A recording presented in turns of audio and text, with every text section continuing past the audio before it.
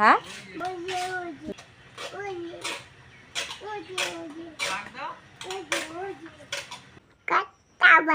কটা? তোমার নাম বলো, নাম বলো তো তোমার। আচ্ছা তোমার থানা, থানা কোথায়? কোথায় থানা? তো বাড়ি ফরিদকাঠি, থানা কোথায় বলো? বলো গাইঘাটা।